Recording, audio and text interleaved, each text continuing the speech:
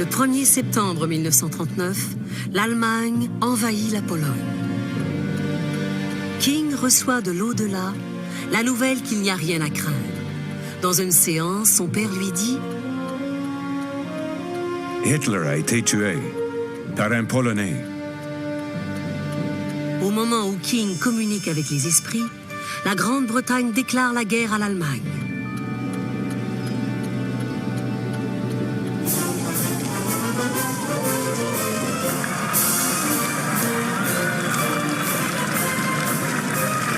Une semaine après, le Canada entre aussi en guerre.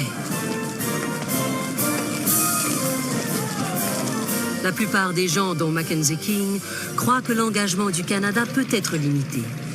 Et King promet de ne pas imposer la conscription pour aller combattre outre-mer. J'ai dit que si la Grande-Bretagne était attaquée, nous devrions prendre les moyens nécessaires pour défendre le Canada et ne pas aller plus loin pour le moment.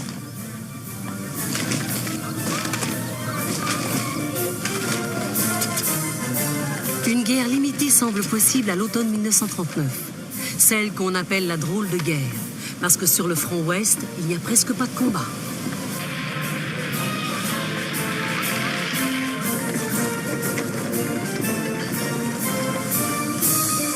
Pour l'instant, l'enrôlement est volontaire. Et au Canada, Français et Anglais commencent à s'engager.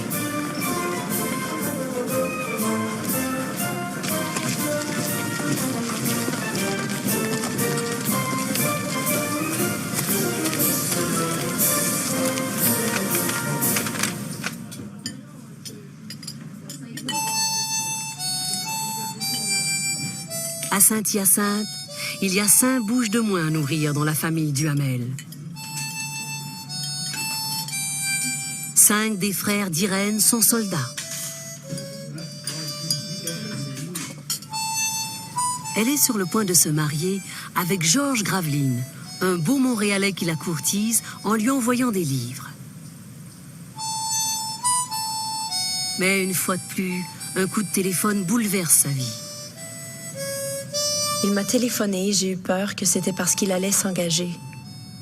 Je lui ai dit « On est supposé se marier ?» Il m'a répondu que pour lui, c'était un travail, une libération.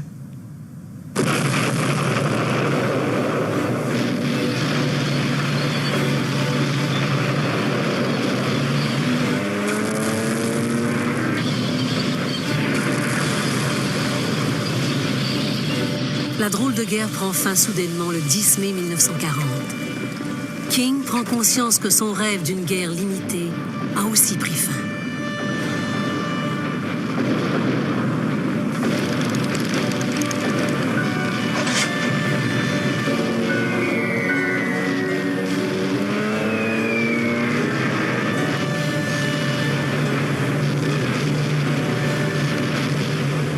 Chers concitoyens, l'agression brutale de la Hollande, l'invasion tragique de la Belgique, la capitulation de la France, la prise des ports sur la Manche se sont succédés à un rythme si rapide que le monde n'a pu reprendre son souffle. Une crise n'était pas terminée qu'une autre commençait. Les périls se sont ajoutés aux périls. Qui peut prédire quelle nouvelle destruction l'avenir nous réserve?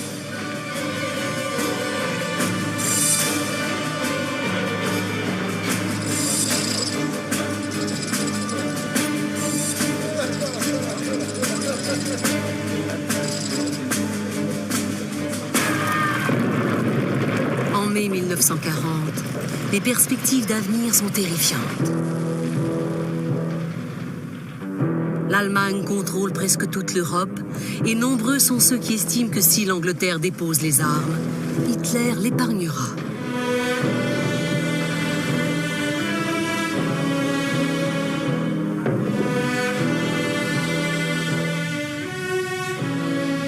King et le nouveau leader britannique ne s'aiment pas. King se plaint de l'habitude de Churchill de boire du champagne dans la salle de commandement.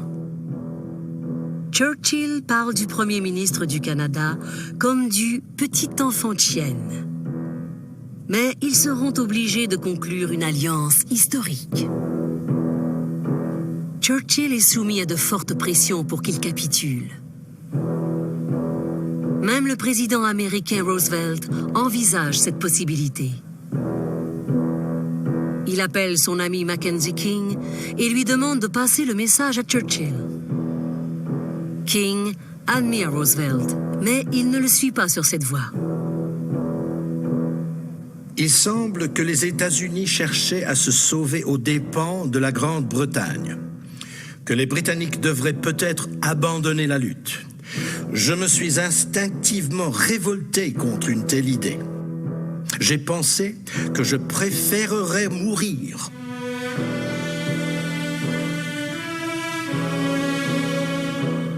King estime qu'il doit transmettre le message. La réponse de Churchill le galvanise.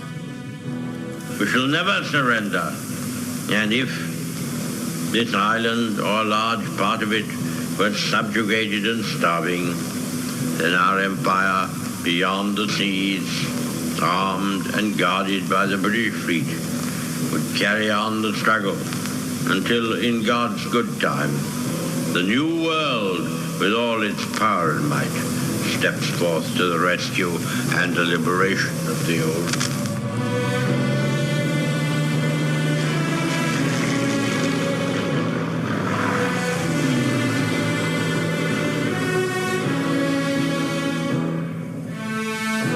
Churchill l'emporte. On ne parlera plus jamais de capitulation.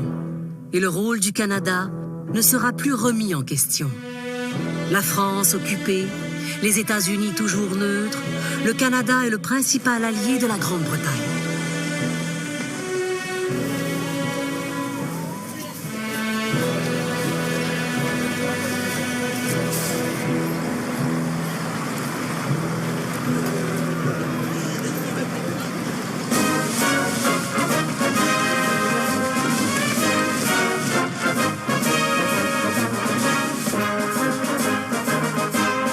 Il y a quelques mois encore, Mackenzie King tentait de limiter l'engagement du Canada. Il ordonne maintenant l'enregistrement obligatoire pour des fins de défense du territoire national.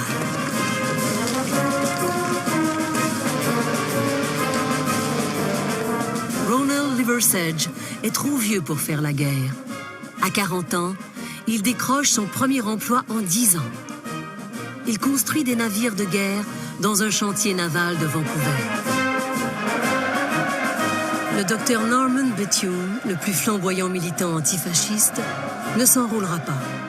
Il est en Chine pour soigner les hommes de Mao. C'est là qu'il meurt en 1939.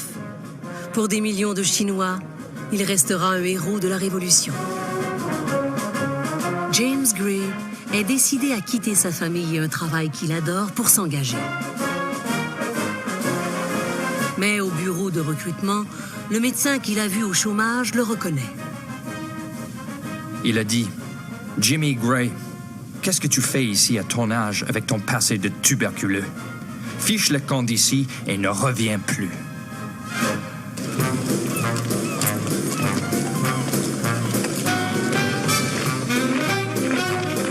Au cours de l'année 1940, 200 000 Canadiens s'enrôlent pour se battre en Europe.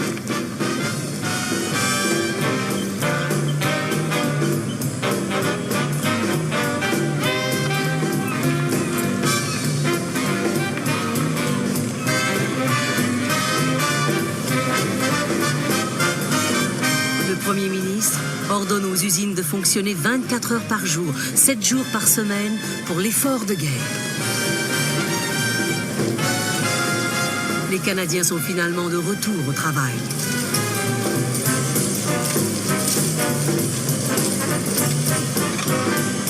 La crise est finie, pas à cause d'une politique économique clairvoyante, mais à cause d'un dictateur européen.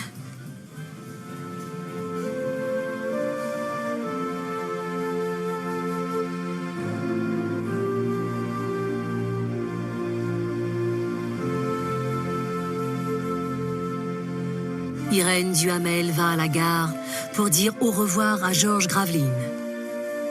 Elle fait partie de ce million de femmes qui ignorent si elles reverront leur cher amour.